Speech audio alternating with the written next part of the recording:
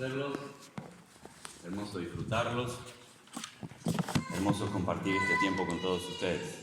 Gracias por la calidez, por la calidad de ser humanos que son. Gracias por la entrega. Gracias por reflejarme a Cristo. Gracias por poder animarme a seguir creciendo en la fe.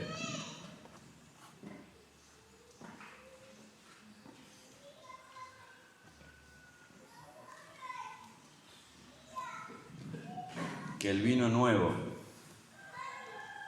que es tu palabra, llegue a odres nuevos, que queremos que sean nuestras vidas.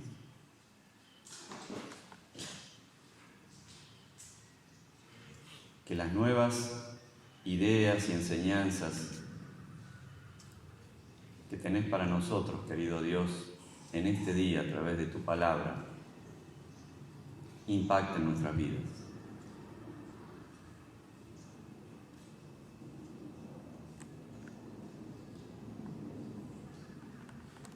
Que tu reino venga hacia nosotros, que tu reino venga al eco, que tu reino venga a las iglesias de Costa Rica, que tu reino venga a este hermoso país. Amén.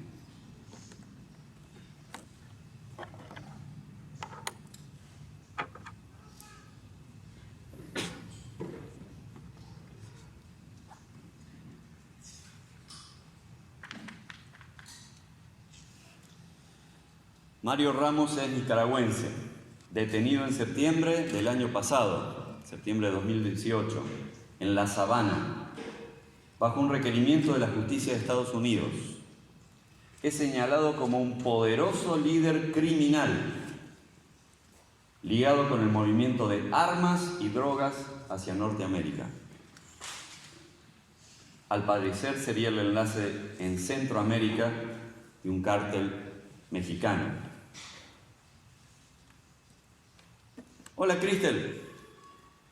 ¿Cómo andas? ¿Bien? ¿Qué te generaría? Pensá qué te generaría si yo te digo, siento que sos vos la indicada de hablar con Mario Ramos. Tenés que ir, encontrarte con él y decirle que abandone la conducta criminal que tiene. Nada más. Decirle que no le hace bien ni a él, ni a la sociedad nicaragüense, ni a la sociedad de Costa Rica, ni a todo el mundo lo que hacen. Y que necesita reconocer en su vida al Dios único y verdadero. ¿Qué te generaría si yo te digo, esto es lo que tenés que hacer mañana lunes? Sí.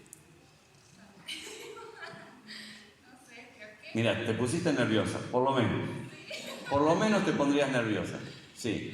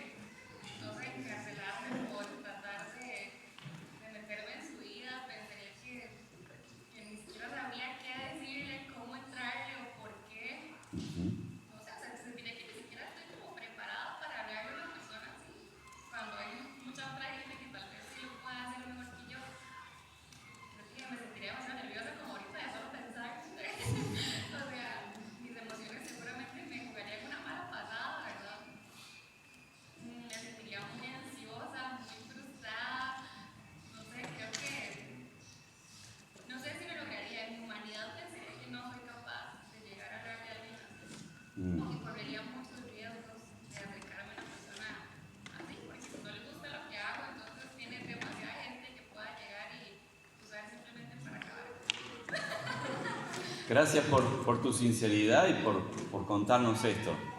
Gracias.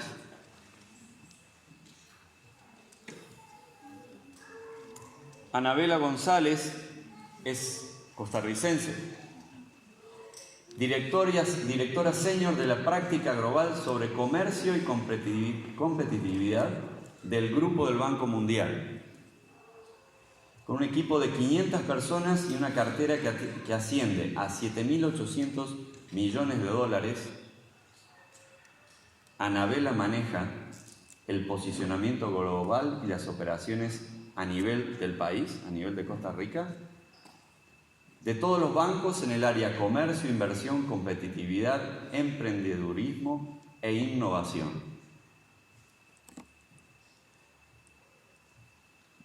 ¿Cómo andás, Leandro? Acá estás, te me cambiaste de Win. ¿Te repusiste de anoche? No voy a hablar. No. ¿Y te repondrías y qué sentirías si yo te digo, tenés que ir a hablar con ella? Tenés que hablar con Anabela. Maneja todo el dinero de todos los bancos de Costa Rica. Tenés que ir a hablar con Anabela. ¿Y sabes lo que le tenés que decir? Que necesita encontrarse con Jesús.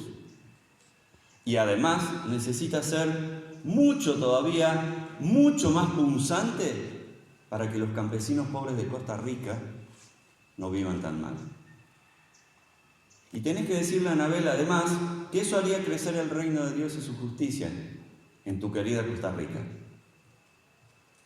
Y que sería necesario que a través de esa actitud que ella tenga, todo Costa Rica pueda saber que hay un solo Dios, y que es único y que es verdadero.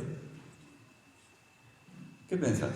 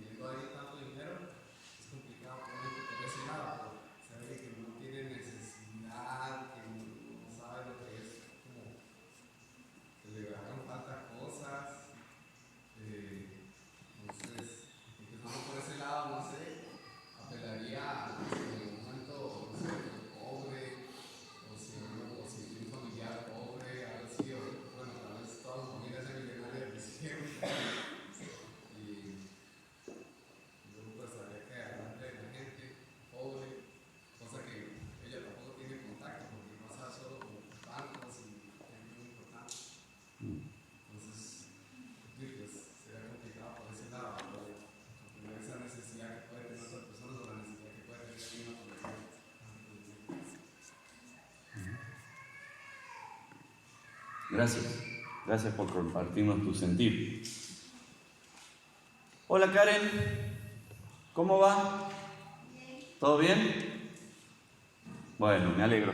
Creo que no tengo que presentar a Laura Chinchilla, ¿no? O Chinchilla, ¿cómo se dice? Chinchilla. Bien, creo que no tengo que presentarla. Creo que todos sabemos que es poderosa. Y fue más poderosa todavía. Pero ¿qué te pasaría, Karen, si yo te digo que tenés que encontrarte con ella? Y que tenés que decirle que ella necesita encontrarse con Jesús. Y además de eso, tenés que decirle que ella debiera luchar muchísimo más de lo que ha luchado y lo que puede llegar a luchar todavía, o lo que puede estar luchando ahora, contra la corrupción del Poder Judicial de Costa Rica, contra la corrupción de la Policía de Costa Rica, contra la corrupción del poder político de Costa Rica. ¿Cómo te sentirías si yo te diría, el martes tenés agenda?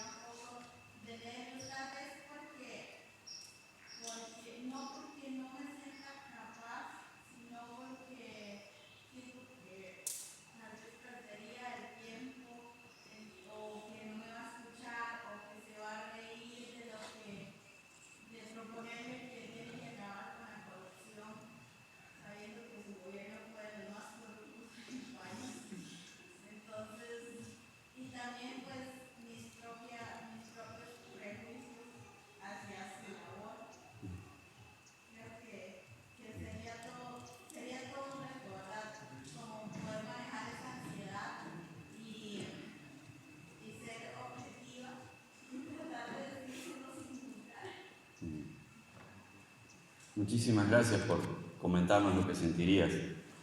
Para los tres, Leandro, Karen, Cristel, el personaje del que vamos a hablar ahora es como si tuviera que haber juntado los tres personajes en uno solo, y uno de ustedes tendría que haber enfrentado a los tres personajes juntos. ¿Me acompañan en el desarrollo del texto bíblico? Ahí vamos.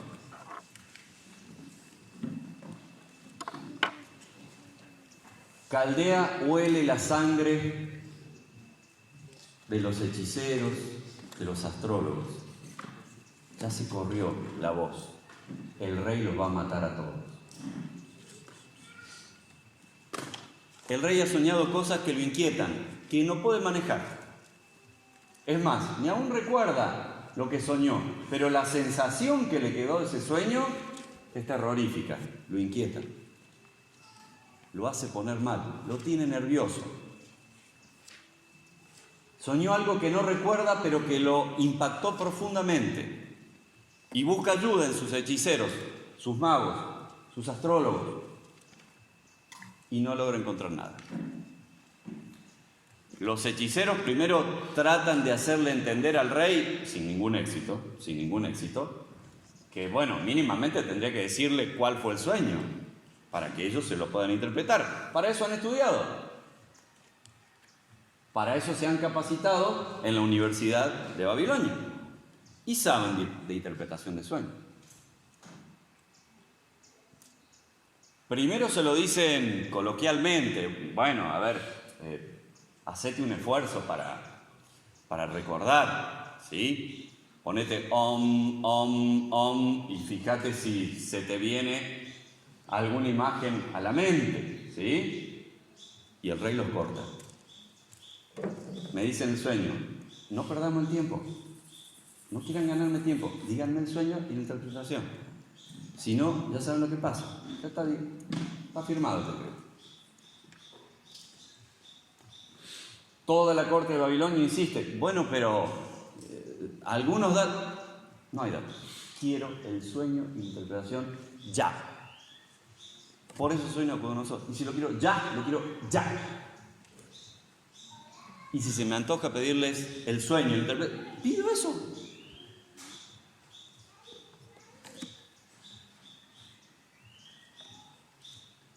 Cuando Daniel se entera, pide al jefe de la guardia, o sea, al encargado de ejecutar esta orden del rey, de matar a todos, los adivinos, los hechiceros, la gente preparada de Babilonia. Cuando Daniel se entera, habla con el encargado de matar a todas estas personas. Le dice, dame tiempo. Puede haber una posibilidad, dame tiempo.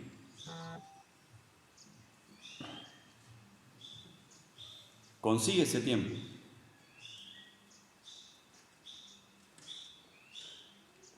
El tiempo lo usa para venir y decirle a sus amigos, bien que interesante, vengan a orar conmigo. Estamos hablando de misión. Fíjense en dónde empieza la misión en este texto. Juntarse con los amigos para orar, a pedir que el Dios del cielo revele lo que tenga que revelar. No se junta con cualquiera, se junta con sus amigos. Se junta con sus compañeros de camino, camino con mayúsculas. Saben que los primeros cristianos le empezaron a decir, allí el libro de Hechos nos dice, los del camino. Nosotros tenemos compañeros de camino con C mayúscula, y son los que ustedes tienen al lado. Mírenlos, tómense un tiempito. Mírenlos. Ellos son compañeros del camino. Ellos son colegas de misión. Ellos son, al igual que ustedes, profetas del Dios Altísimo. Ellos son las rodillas que a veces les faltan para orar, las manos que a ustedes a veces les faltan para dar ánimo. Son ellos.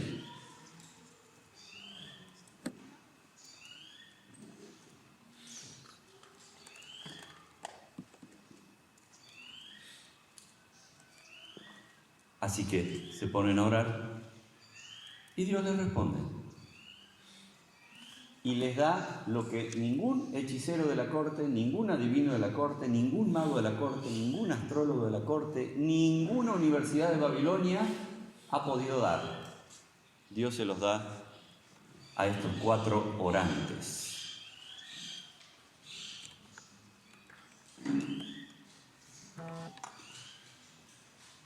Y Daniel tiene una expresión de alabanza y de adoración para con ese Dios que se ha manifestado, y reconoce que ese Dios es el Dios de sus padres, es el Dios que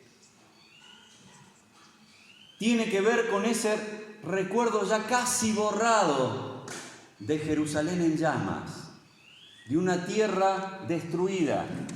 De algún modo, Daniel conecta con el Dios que fue Dios de Abraham, de Isaac, de Jacob, que fue Dios de Israel y que fue Dios de Judá y que fue Dios de los primeros jueces y que fue Dios de los profetas y que fue Dios de algunos reyes también. Y es capaz de conectar esto que le está pasando con la historia de su vida y con la historia de la fe de su pueblo. Sos el Dios de mis antepasados. Reconozco que estuviste con Moisés. Reconozco que estuviste con Abraham. Reconozco que estuviste con Samuel. Reconozco en vos todos estos signos. Así que agradece a Dios y prontamente se va a hablar con el rey. Y allí Daniel, ante el rey, es presentado como corresponde, como lo que es. ¿Saben lo que dice Arioc? No le dice, te traigo la solución. Este es el más capo de todos los capos que tenemos en Babilonia. Este es el top de la adivinación de sueños. Esta es nuestra salvación, Nabucodonosor. Esta es la joya que tenemos aquí, la estrella que ha surgido en Babilonia. No lo presenta así.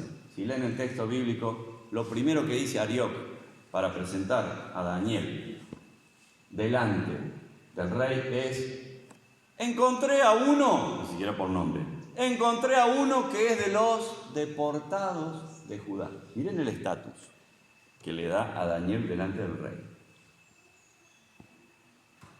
Ustedes recién hablaron del estatus.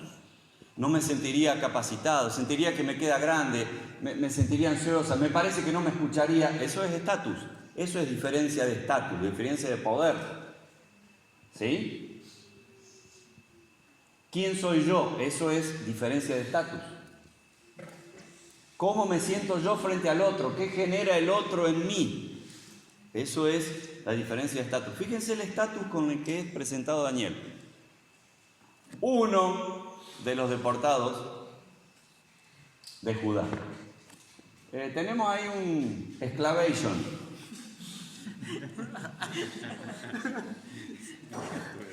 Teníamos ahí uno de estos que trajimos cuando fuimos a pasear con el ejército por Judá. Nos trajimos unos cuantos de por allá. Ahí lo tenemos. Y en realidad ese es el estatus de Daniel. Para la mirada del imperio, Daniel es uno de los deportados de Judá. Ahora, el texto hace algo maravilloso, que es algo de la narrativa, es algo de las historias. Justamente plantea esto bien claro al principio de quién es Daniel y va a trazar ahora un contraste brillante. Porque ese exclamation se va a transformar en prophetation.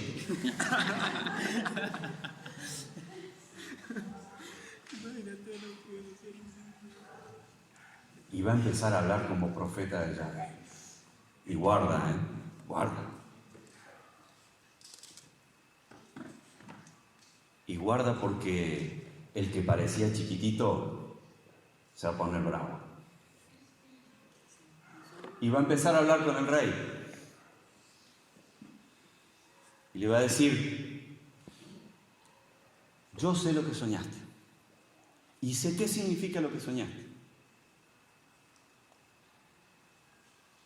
Pero como Daniel no es argentino, No va a decir, escúchame a mí, escúchame.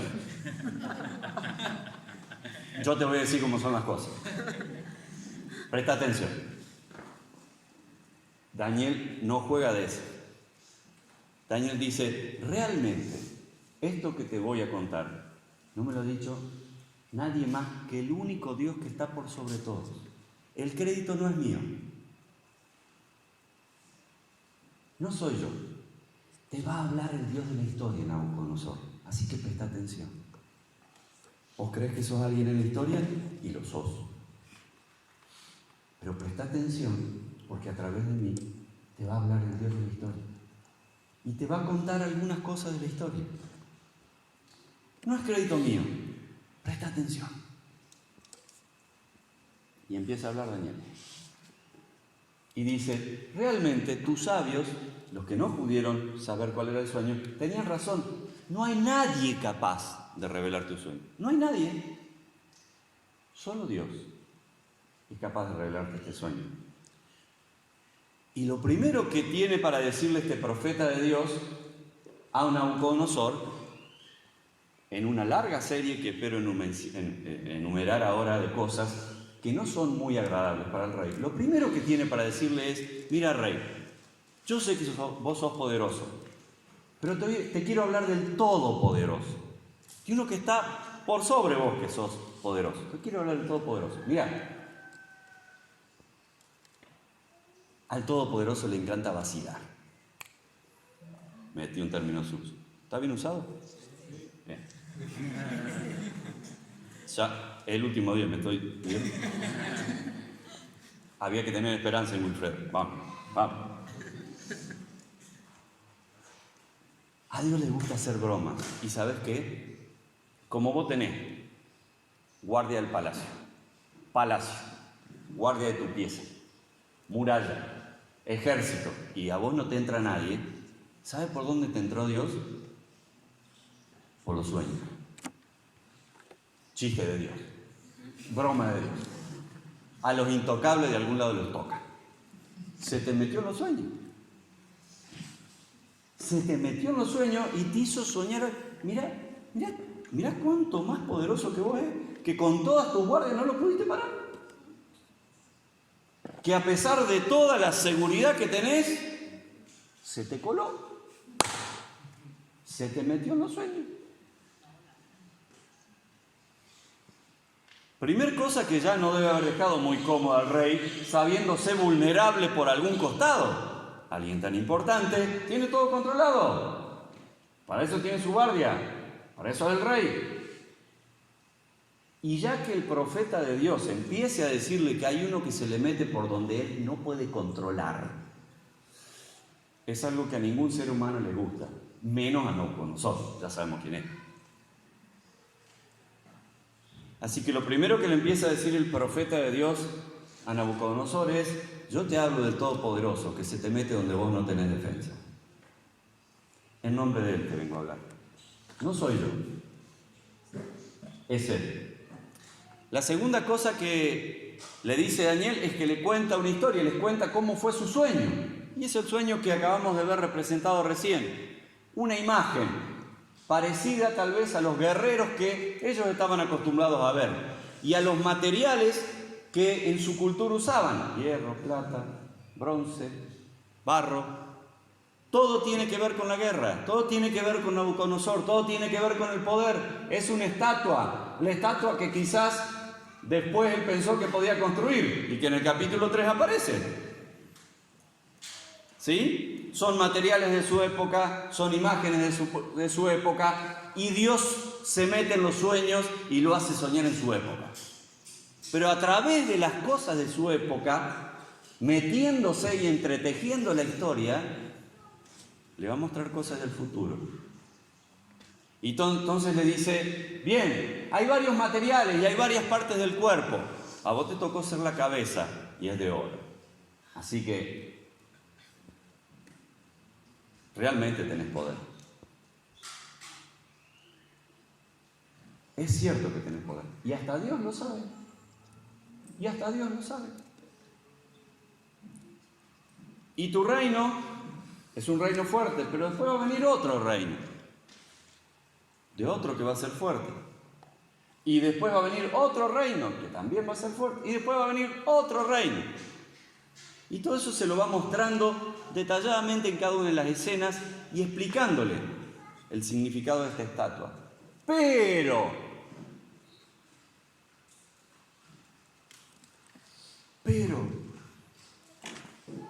en los días del último reino,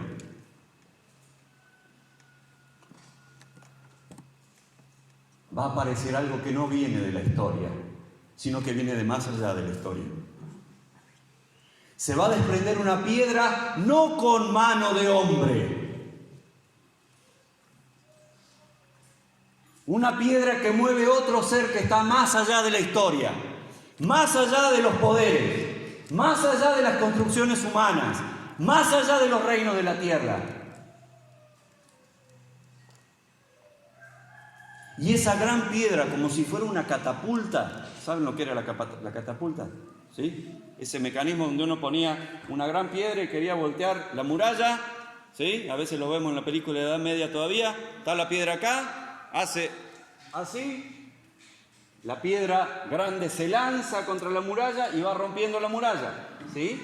Como si fuera una gran catapulta, similar a la que ellos usan para conquistar otras naciones a través de voltear sus murallas. Viene una piedra, pero que viene catapultada por otro lado, desde más allá de la historia.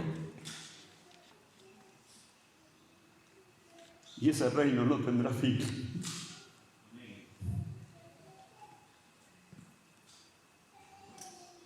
Y ese reino no tendrá fin.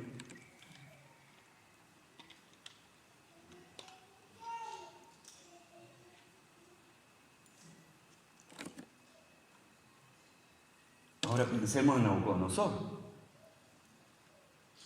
Y pensemos en Daniel, que le tiene que decir a Nabucodonosor: tu reino va a tener fin. A ver si lo entendés. Por más todopoderoso que vos te sientas, después va a venir otro reino, y otro, y otro, y otro, y otro. Y esa es la dinámica de la historia.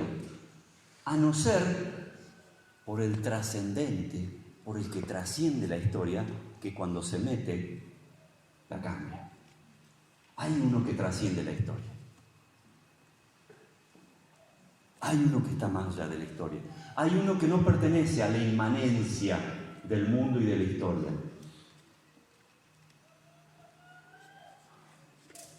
Y de ese trascendente es que viene ese reino que nunca tendrá fin. Que es un reino inconmovible. Y ese reino en el sueño se hace el chirripó. Enorme, bello, inconmovible, erguido sobre todas las otras montañas.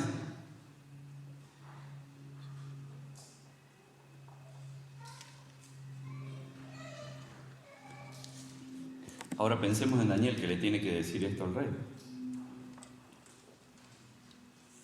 Y le tiene que decir: ¿vas a caer? ¿Vas a caer? Tu reino tendrá fin. A veces pienso que por estas palabras de Daniel 2 es que aparece el hecho de Daniel 3, de que el rey quiere construir una estatua para asegurarse su poder. A veces pienso que lo que ha hecho Daniel al comunicarle la palabra de Dios es sembrarle más miedo todavía a Nabucodonosor. Y Nabucodonosor ya teme de su poder, entonces dice: ¿cómo hago para asegurarme de su poder? Voy a hacer una estatua. ¿Así de alta era la estatua? 4 veces esta altura. Tal vez por eso Nabucodonosor construye esa estatua. Porque tiene que decirse a sí mismo, tiene que hacer objeto material su miedo a lo que el Dios que está más allá de la historia, el Dios que trasciende la historia, le ha dicho a través de su sueño.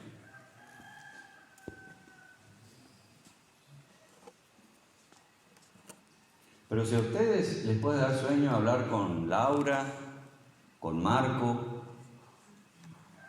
o con cualquier otro poderoso del narcotráfico, de los bancos, del poder político, imagínense que el que está frente a Nabucodonosor es un deportado de Judá. Por un lado, para la mirada del rey, eso es lo que tiene enfrente, un deportado de Judá.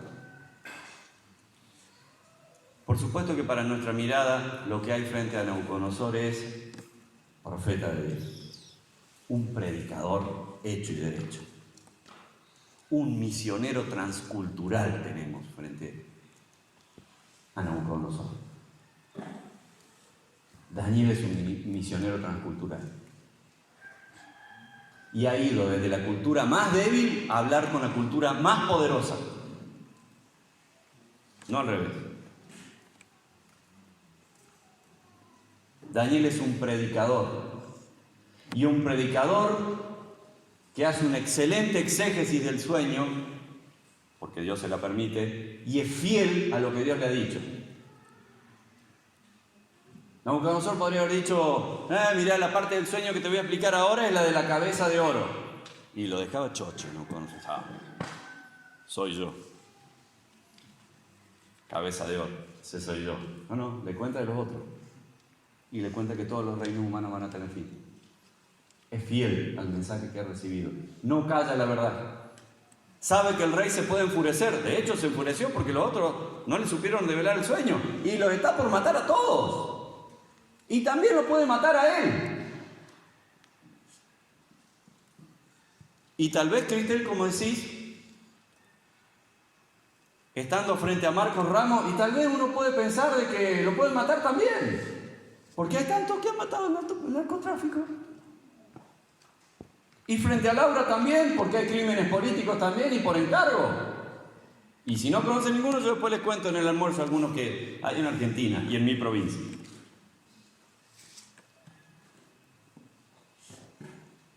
Y también ir a decirle a esta señor que maneja todos los bancos, ir a decirle, hace falta que los campesinos pobres de Costa Rica tengan planes para que puedan mejorar sus tierras y puedan trabajar más y mejor y darles tecnología y ayudar a que ellos puedan crecer por ellos mismos. ¿Y saben lo que puede pasar? Que esta señor que domina todos los bancos diga, che, anótame el nombre de eso. Sí, sácala de todas las bases de datos para darle un crédito de los bancos nuestros, ¿sabes? A ella, a sus padres, a sus hijos, a todos, sácalo a toda la familia. Claro, uno puede perder diciendo lo que Dios le ha dicho que diga. Claro, uno pone en juego su pellejo o el de su familia cuando tiene que ser fiel a lo que Dios dice.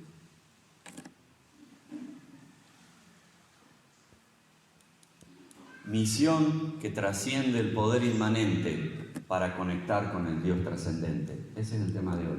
Ese es el tema que nos trae Daniel. Daniel hace su misión, trasciende el poder inmanente de Nabucodonosor y conecta a Nabucodonosor con el Dios Altísimo. Eso es hacer misión.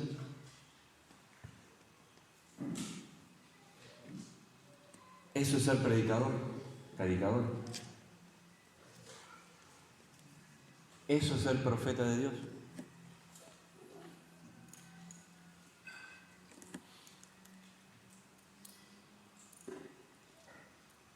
Es paradójico.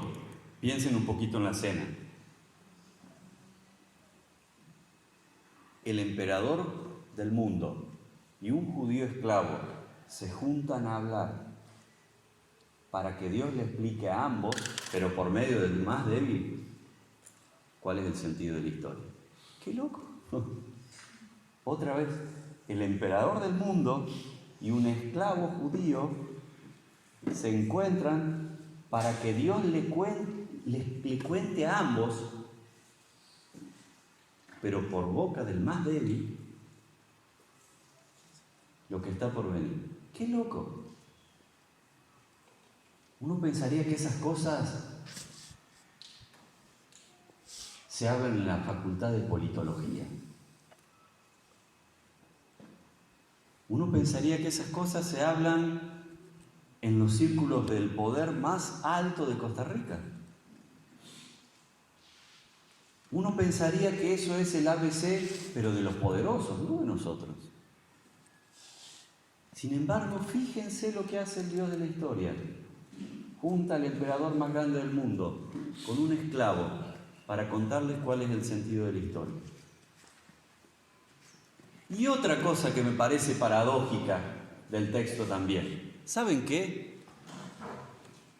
Dios mete en la cabeza del conquistador los sueños de los conquistados. Dios mete en la cabeza del conquistador los sueños de los conquistados. ¿Cuál es el sueño de cualquier conquistado? Liberarse de la opresión. Que ese reino tenga fin. Así nos liberamos. Es el sueño del todo oprimido. Que el poder que lo está oprimiendo caiga para liberarse. Fíjense, Nabucodonosor, el conquistador, sueña los sueños de los conquistados. Sueña el sueño de Israel de ser libre nuevamente. Sueña el sueño de que algún día algún rey lo deje ir, como sucede después. ¡Qué paradoja! Porque va a ser un continuador de los imperios el que va a dejar ir y el que va a permitir esa liberación de los conquistados.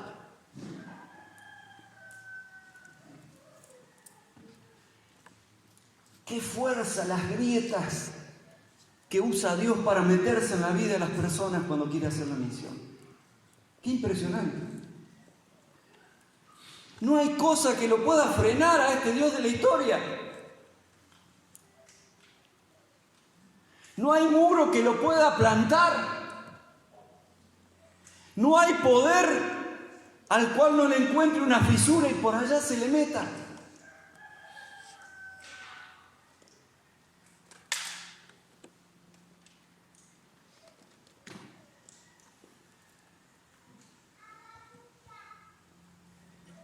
Y después de que Daniel comparte y explica este sueño a Nabucodonosor tiene un primer gesto de reconocimiento de quién es Dios.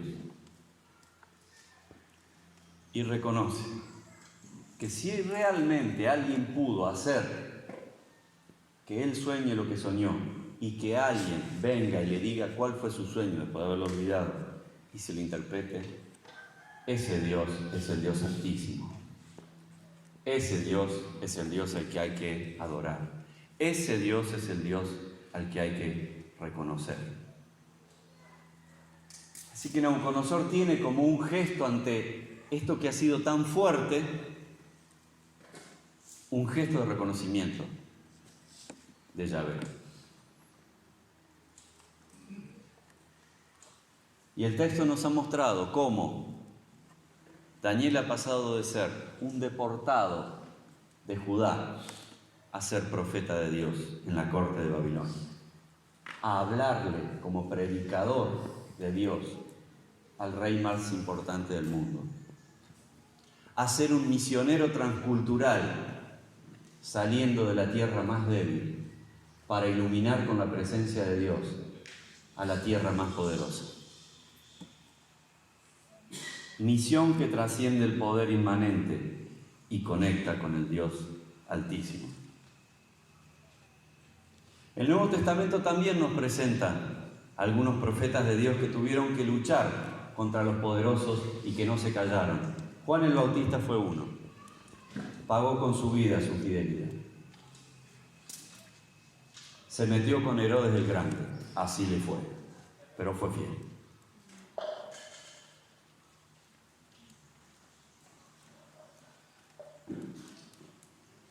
A Daniel no le significó la cabeza, a Juan el Bautista sí.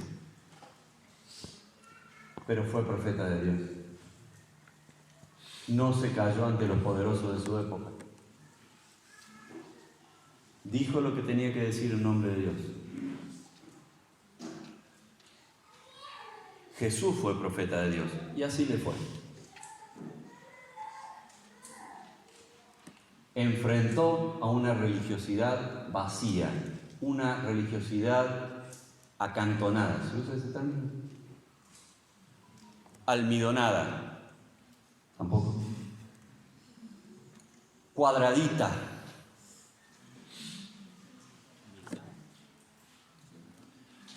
Cuadradita y vacía. Ese es el problema. No sería problema cuadrado, triángulo, lo que a usted le guste. El asunto es que esté lleno de vida, de Dios adentro, el cuadrado, el triángulo, lo que usted quiera. Enfrentó una religiosidad vacía de Dios. Y así le fue. Y así le fue. Según el relato de Marcos, en el capítulo 3, Jesús va a una sinagoga y después de sanar a alguien y hacer que su mano quede bien, los herodianos y los fariseos empezaron a hablar para saber cómo eliminar a Jesús. Y lo lograron. Les costó un tiempito, pero lo lograron. Recuerdo a Pedro y Juan, en la temprana iglesia, cuando después de predicar al Cristo resucitado y armar un alboroto, la gente lo lleva hacia las autoridades y las autoridades le dicen: bueno, muchachos, a ver, si no quieren tener otro lío, pórtense bien, a ver, sean un poco, sepan negociar, che, qué cuadrados que son. Ahora sí va el término cuadrado. Qué cúbicos que son. Dejen de decir algunas cositas y ya estamos, lo arreglamos, negociemos un poco, a ver. Y dicen Juan y Pedro: no podemos dejar de decir lo que hemos visto y oído. No podemos. A las autoridades se lo dice esto. Y sabiendo que los podían azotar, que los podían encarcelar y que los podían matar. No podemos dejar de decir lo que hemos visto y oído. Y así la temprana iglesia también enfrentó a los poderosos y dio testimonio del Dios que trasciende la historia y conectó a esos que los escucharon con el Dios Altísimo.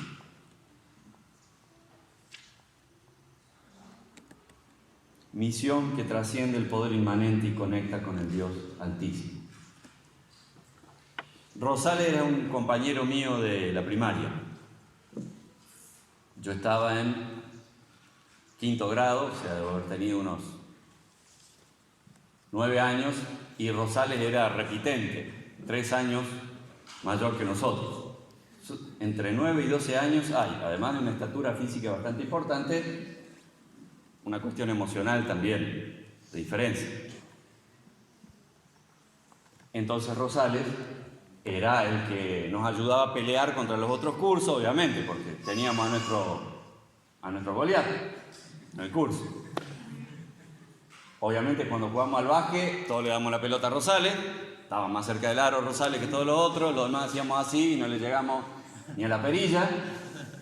Así que Rosales era nuestro Dios en el curso. Y yo en la primaria invitaba a mis amigos que vengan a casa a merendar, me gustaba. Y mi mamá me había dicho: bueno, Wilfredo, y regaléles un folletito, una porción bíblica cuando se vayan después de merendar con vos. Y yo había invitado a todo el curso menos a Rosales. Y de hecho, nunca lo invité. Nunca. Pasaron los años, me fui de esa ciudad, me fui a estudiar a Córdoba. Como yo vivía en el litoral hay ríos y playa, volvía todos los veranos al litoral a hacer playa y a reencontrarme con mis amigos de la primaria. Pues viene una tarde que caminaba, así como ando por acá, con bermuda y ojotas, así muy libre, un calor como de 40 grados. ¿Quién pasa con una bicicleta y una Biblia en la parte de atrás de la bicicleta? Rosales. Yo me quedé.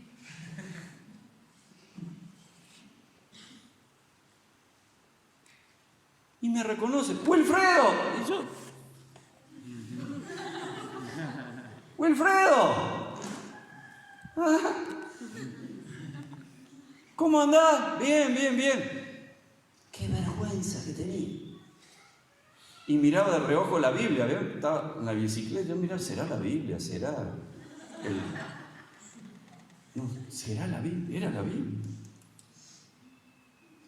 Y entonces Rosales me dice, te quiero contar algo.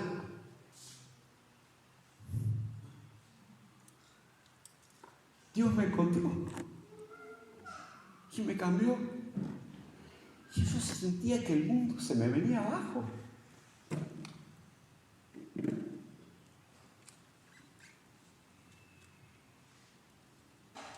Yo sentía que tendría que haber sido yo el que lo invitó a Rosales, como a todos los otros, a casa, a merendar.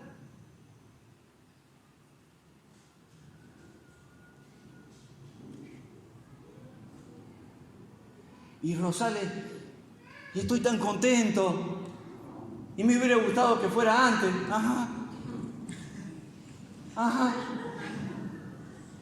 claro, sí, y me costó, y hasta me costó darle un abrazo, porque yo me sentía que yo tendría que haber hecho eso con ese poderoso Rosales que veía en la primaria.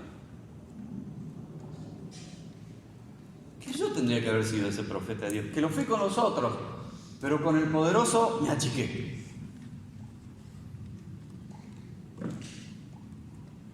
Y a veces nos pasan estas cosas. A veces tenemos el sentimiento que no podemos influenciar, que vamos a caer desubicados, que si invito al estudio bíblico en la Universidad de Cartago a tal persona que tan manifiestamente ha hablado mal de los cristianos, me va a hacer quedar mal y me va a ridiculizar, porque es un poderoso, porque tiene discursos. Y los otros, porque nos miran de arriba y dicen, ¿vos con esa pinta? Bueno, sí, tal vez Jesús va para tu clase social, no para la mía. Y los poderosos tal vez nos hacen sentir nada en esto de compartir a Jesús. Y otros son poderosos porque son carismáticos y no nos animamos con los carismáticos porque creemos que nos van a hacer quedar mal. Y si un carismático pone en Face, tal es un bobo, ya está, fuiste.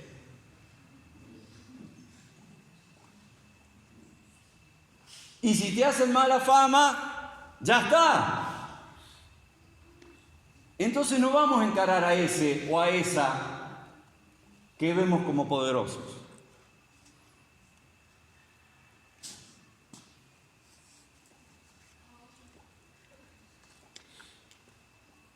Y en ese sentido, Daniel, Jesús, Juan el Bautista, Pedro y Juan, la temprana iglesia, son ejemplos de vida para nosotros. Yo no soy muy ejemplo de vida, ya conté por qué no lo fui.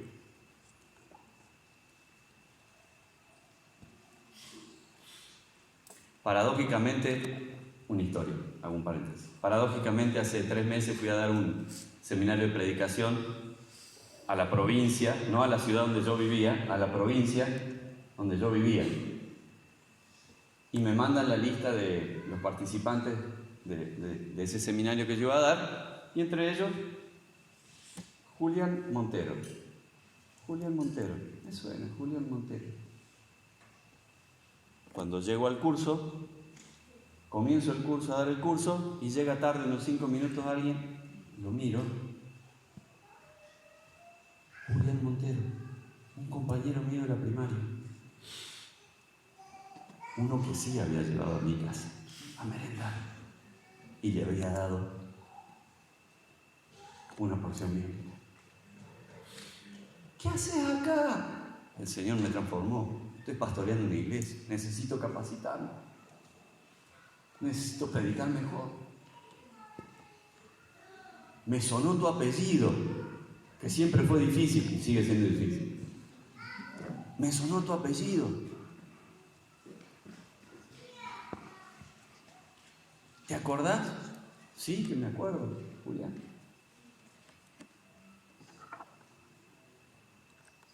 ¿Quiénes son tus poderosos? A quien no te animás a enfrentar y a compartir a Jesucristo con ellos. ¿Por qué los ves tan poderosos? ¿Por qué no ves más poderoso al Dios de la historia?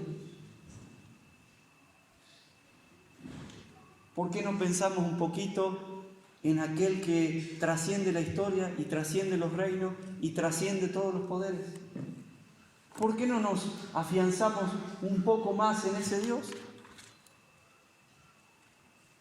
¿Por qué no miramos a nuestros compañeros y compañeras de la universidad desde donde los mira el Dios que trasciende la historia? ¿Quiénes son tus poderosos? ¿A quién no me le animo? ¿Por qué no?